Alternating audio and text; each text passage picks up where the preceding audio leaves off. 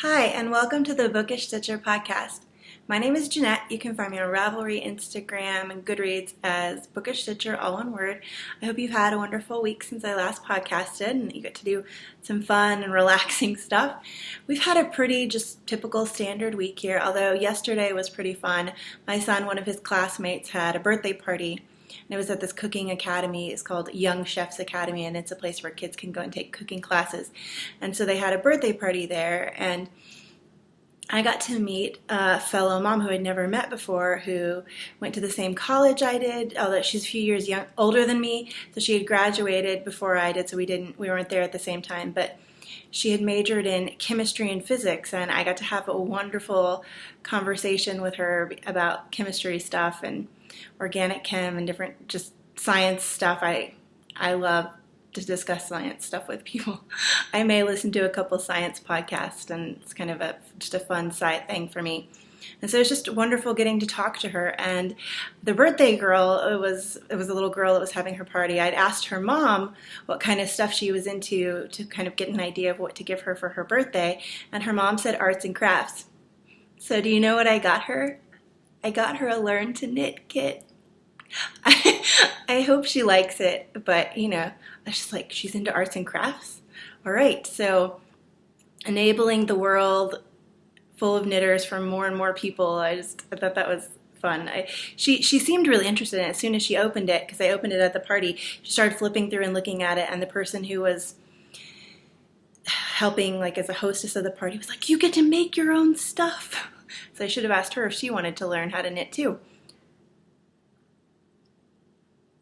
I'm having some coffee in my Jenny the Potter mug. My husband got me as an anniversary present, two little owls. My husband was actually joking this morning that he thinks I don't have enough owl mugs, because I have 4. But yeah, it's just some really good coffee. We have a local to Texas grocery store called HEB, and they do different coffees based on regional, like different of the large cities in Texas. And this is a Houston one. And I actually grew up right outside of Houston in the Woodlands, which is a suburb of Houston. The Houston one is my favorite. It's a really good coffee. And then, let's see. So I'm just going to get right into my finished objects. They have been washed, blocked, and the ends are sewn in. So these are impressive finished objects. So this is the Milo Vest. And it's amazing how the piece fleece softens up so much after a good bath. It's kind of scratchy beforehand, and now it's just bathing it does wonders. And the blocking did wonders too for the hearts, which you can see very well now. And this, I knit, it's the Milo Vest. I don't remember who designed it, sorry. I knit the 12-month size, but I knit it on a bigger needle and bigger yarn. So it turned out to be a size of a 6-year-old. And it's piece fleece. This is gorgeous color. I don't remember the exact color that it is, but it's pink, but it has specks of purple and white and orange in it. I love piece fleece. This is some of my last. I only have tiny little scraps, but this used up one whole skein, a scrap of piece fleece, and then a partial bit of another skein. And this is going in a pile to the orphanage, the Russian orphanage. And yes, we are going to be doing that. If you have anything to send for that, it will need to be to me by mid-February. So if you have something you want to send for that, for kid stuff for the orphanage, just stuff that's hard wearing and long lasting and very warm, since it does get quite cold in parts of Russia, just message me and I can give you my address and you can ship it to me if you would like to send there. So I have a whole bunch of stuff that I have planned in it for that. I don't know how much of it I'll actually get done, but I do have plans to, every time I cast off something, cast a new thing on. The next thing I'm going to knit for that is some socks. And the next thing that I finished is my Whispering Pines shawl. So like that. And then it's very large. And this has been blocked and the ends have been sewn in. And it's very pretty. You see that? right there. And I actually modified the pattern quite a bit. Like the design looks the same, but I wanted it to be a lot bigger. So I added a whole bunch of stitches and did the math to make it huge. So it's there. It's definitely larger than my wingspan. I just like shawls that wrap around you really well. And I love this textured detail up here. It makes it look like it's snowing, and the little pine tree kind of things down there are gorgeous. And the pattern was very memorizable once I did have to use the thing of looking at what other people had done on Ravelry to kind of get help on one stitch, because I didn't quite, different people's brains work differently. I didn't quite understand what she was trying to tell you to do. But then somebody else or a lot of other people had been like, what does this mean? And so somebody else had figured it out and kind of described it on their post for Ravelry. So that helped. Those are my 2 finished objects. I almost had 4, but then I just didn't push myself because 4, that would be a lot. And I can have these done for next week then. So in my the Tangled Skein CA bag, my little foxes, I have my Bad Amy socks. And I have one that's done. These have become my carpool knitting or car line for when I'm picking my son up from school knitting socks. There's one done. And these are going to be a present for my sister-in-law for Christmas 2016, because everybody wants socks. So when everybody wants socks, you get started early on that. And then the next sock is ready for the heel turn. And that's kind of why I didn't knit on it anymore today, because I didn't want to be in the middle of turning the heel. And I knit on these at the birthday party yesterday, and the woman that I was talking to that had graduated from my same college, she was very impressed with the knitting, and she actually said that she thinks her husband would really love to knit, so may teach him at some point. And then the next thing in my You Sew and Sew bag, little birch trees, I have my Bailey hat by Jane Richmond. So some Madeline Tosh in the Found Poetry colorway. And I just have the crown decreases left. It's a little ball. And this hat, what you're seeing right now, is not how it's going to look. See that stitch? It's knit inside out. So really, see if I can do this without losing any stitches off the needles. That is what it really looks like. And I love bobble stitches. I know a lot of people dislike them, but I love doing them. And I know it will take a while. It does take a while longer, because normally on a hat I would have been done in 3 days. But you have, there's, to do the bobble stitch, sometimes you have to knit 3 stitches into 1 stitch, and there's a whole bunch of stuff like that. So it's almost done, just crown decreases. And I think that's going to be a really fun color hat.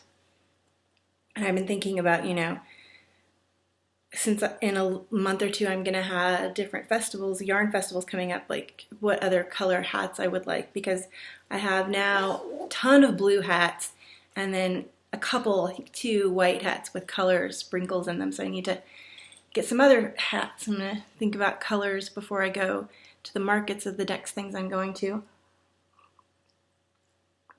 And then in my wonderful Russian Bags by Awesome Granny bag, and she actually contacted me about doing the prize bag for the shawl cowl. I'll talk about that more in the group news, but it's a beautiful bag.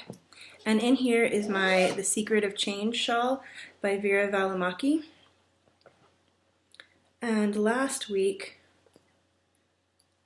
I had just finished right here. So I had that much done. A little bit. So I knit all of this week. And you can see this it doesn't indicate. Normally when you see people have the progress markers, it would have been all the way over here. But I have been using this to mark the right side for the pattern, because you do increases on the right side. So I've been moving it up along this edge, which is where I do the increases. But it's gotten a lot larger, and you can see the purple speckles in with the gray really well, and I think it's beautiful. So it's really enjoyable, very easy. The short row shaping at the end, I think when I get to the last one, it's going to be huge and I'm going to be wishing it were over, but this shouldn't take too much longer. I'm a little bit over halfway done with the pattern, but of course it gets longer as you go, so those rows just become larger and larger. And then in my Bling Your String Snowflake bag, I have something new because the shawl was getting big, so I graduated it to the Bags by Awesome Granny. But in here, I have some enabling that came that is already a work in progress. This is some Gail's art, and this is Happy New Year 2016, and that's why it's already a work in progress, because I need to get I have some Ida Claire DPN holder. I need to put my thing on that so my stitches don't fall off. But I have a sock. This is going to be, this is just the cuff right now, but this is going to be the Hermione's Everyday pattern. And I'm using some carbons. I love my carbons. I have some signature needles, which are the really nice needles, and I don't like them. They hurt my hands, but I love these carbons, DPNs, and I'm doing top down, of course. Which is how I do all my pattern socks. All my pattern socks I do top down, and all my stripy plain socks I do toe up. I don't know why, but that's just how I do it. And then attached to this sock, if I can get to work, is the, whoa, everything's falling over, is the final sock blank. So this is why I had to start this now, because you have to knit this in 2016, because it says 2016 on it. That would feel pretty weird knitting a different year. And it says Happy New Year. So I wouldn't want to be knitting it when it wasn't anywhere near the new year. So it kind of made me cast it on, but that's what it looks like. And I'm enjoying it. I'm really been this is my final installment in this club, and it's the third one. And I really enjoy getting them, and I've been wanting to just cast on with it to kind of see how it was. And it's interesting because I thought that because of knitting with it that it would just fall off the sock blank, but you do have to kind of pull it along. If it comes off very easily, but it doesn't all just like collapse and fall apart on itself. It's very nice, and it kind of keeps its tension, which is good. But that's what it looks like. And I'm having fun with those. Since the striped socks are now going to be my car waiting line socks, these are going to be my inside coffee and socks. So I always drink coffee and knit on socks in the morning. And then the last thing I have that I worked on is a new thing. I just cast on barely last night and today, and I'm not done with it. But if you are doing the Susanna IC Winter Shawl Mystery Cal and you don't want to be spoiled, even though it's the first clue and it's tiny, look away for the next couple minutes. So this is in my Once Upon a Corgi bag from Gabby. And I think she may have one of these up in her shop right now. It's a very cute bag. And she's actually getting ready to put together some kits, which I'm keeping an eye out on her Upon a Corgi Etsy store, because it's going to be tea kits. Like the bag looks like teacups and then yarn and stuff, and I think that's going to be fun. But in here is my mystery cal, and I actually have, this is a Bags by Awesome Granny Notion pouch that I won, and I keep my supplies for the shawl because it's beaded. So I have my tiny crochet hook. I have a couple beads left. I need to order more because I don't think that's going to get me through the rest of the shawl. And then I have what I love. I got this little tiny tin, and in it, I don't want to, there you go, stores my other beads that are going to be they're blue. And it's just very nice to have that. And so the yarn that I'm using for this is some Knitty and Color. And I got this at SSK, it's a Knitting Retreat 2014, so using up some older yarn. My goal, one of my things I would like to have this year is by the end of the year have none of the yarns in my stash be any like older than 2014. So it's 2014 using it up. And these are the colors that I have yet to use. And then since I wanted the bottom to be all done, I didn't have enough to do the medium-sized shawl, and I don't like smaller ones anymore. I just like the big ones. Even though there's a small, a medium, and a large, and the large would have been, because I'm friends with Susanna, and we talked about it over coffee with a whole bunch of other friends, the sizes, and she said, because I'm very short, not extremely short, but I'm pretty short, she said that it would be too overwhelming for someone of my height to do the large, so I'm doing the medium, and I wanted the bottom of it, the edging part, to all be in one color. So I did buy a skein, this is months ago that I bought this, but of Knit Pick Stroll Glimmer in the Frost color. And so I think that will be pretty. It's like the white beads are gonna go, let me know what you guys think if this sounds good. So the white beads are gonna go on these colored ones. And then on this really pale blue, I was gonna use the darker blue beads. What do you think about that, people who do a lot of bead knitting, or if you're really good at color stylizing? You think that will look good, or will it be too much? I don't know. But I am about just over halfway through Clue 1. And the thing I love about her mystery cowls is that she just gives you a little bit. There aren't these huge clues that there's no way you can get through them in a week. These clues you can get through in 2 hours. If you just sit down one evening, you're done. And if you're a fast knitter, maybe an hour. But this is kind of a green, mintish green. And so it kind of is a gradient color block. Well, it's not really a gradient, it's kind of color block that transitions. But this is the shawl so far. It's gonna clink, sorry. And you can see the white beads. Let me know, is that not, I mean, I don't want it to be subtle, but is that too loud? You know what I mean? Let me know what you think. And I am knitting the medium size, like I said, but I had a little more yarn than the medium called for, so I'm doing 2 extra repeats. And that's another thing I love about her patterns, is that she will tell you, okay, you have extra yarn, well, you can add an extra repeat, lace repeat, and this is how many, yards it uses up. So I highly recommend, if you love knitting lace shawls and if you like mystery cowls, to join in on the Susanna Icy one, because it's her mystery cowls are so wonderful. And I don't really knit many mystery cowls because a lot of them, I don't know how I'll like them, how it'll turn out, but I've knit several of hers. Whenever I remember to knit it, I knit along with it. I forgot to do the fall one this year. So that's all of my knitting.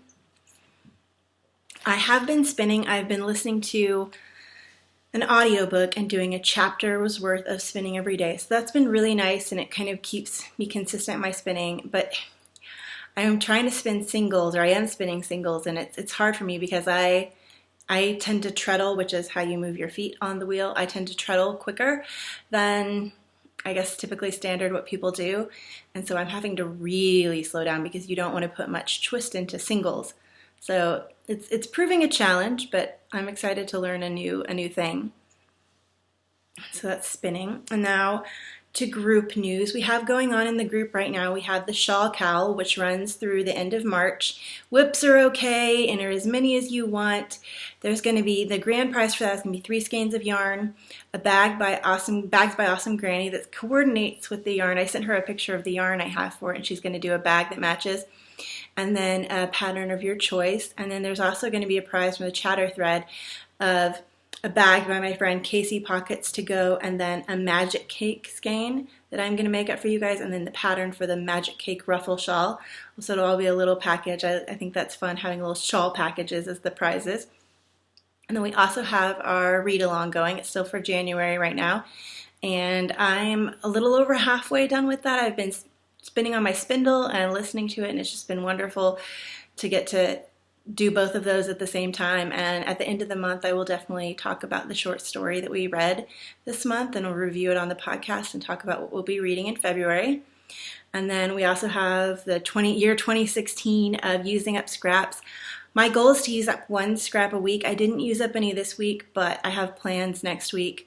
I'm going to be knitting up a whole bunch of hats because I've been driving around town and it's been rather cold, and I've seen some homeless people out on the street, and it breaks my heart, and I want to put together some packages, like in a little bag, some socks, not hand knit socks because that just wouldn't be cost effective, but hand knit hats, and then some socks and different supplies and stuff, and kind of keep those in my car so I can pass them out to people, because it's really sad. And so I'm going to be knitting up some hats this week using scraps, and so you'll see those, and that'll help me use up some more of my scraps. And then I also am getting excited about a couple things I'm going to be working on. I got gifted this week by the sweet Amelia oh my gosh, Because You Love Me. I forgot what the exact pattern name is, but you'll see it because I'll be talking about it, or I'll get it right when I start knitting it. I don't remember what the exact pattern name it is, but it has love in the title. And she was so sweet to send this to me, and I went stash hunting because I was actually going to buy this. It was so funny that she sent it to me because I was going to buy this in February because I want to knit it in February, and she got it for me. So I have a question. Do these two look okay to you? So the shawl has a solid color and a corresponding variegated, which I love because so many of my fingering weight skeins are variegated. So the idea that I can use them with a bigger shawl and that. But do you think there's enough contrast between the two of these? This is my one and only skein of hedgehog fibers that I got at Stitches, Texas. And this is a skein from my friend Heidi of Undead Yarn that I also got at Stitches, Texas.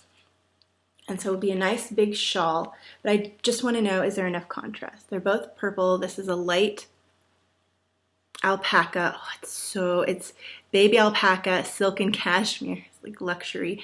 And then this is a superwash merino nylon, but it feels soft. Do you think that there's enough of a contrast between the two of these for them to be in a shawl together and it not to blur? My question. So let me know in the thread for this week, please, because not sure. And then on to enabling. So the enabling I have to show this week because from my dad for Christmas, kind of. So my dad's wife has, since they've been together, been the one that does the Christmas shopping. And she has always, for the last several years, given me a gift card to Victoria's Secret. And I messaged her this year and I said, I think I have enough fancy undergarments to last me for a very long time, because my dad gives a very nice large amount of gift card, and how many things do you need at Victoria's Secret? And I know they sell clothes and stuff like that, but that's just not my style. So I asked her, I said, could I have an Etsy gift card this year instead of the Victoria's Secret one? She's like, are you sure? And I said, yes. I think she was a little like, really? But I told her, I said, I've loved the Victoria's Secret ones and they're great, but I have a lot now. I have built up from the years, and I'll be good for the next 2 or 3 years. I don't need anything. He got me an Etsy one, and I haven't used up all of it. I still have some sitting to be used up. But I used up about 75% of it. And I managed to catch an update from the Wool Barn. And she is out of the UK, I believe, and I've heard great things about her from tons of people. So I was very excited to catch an update. This is the first one I got.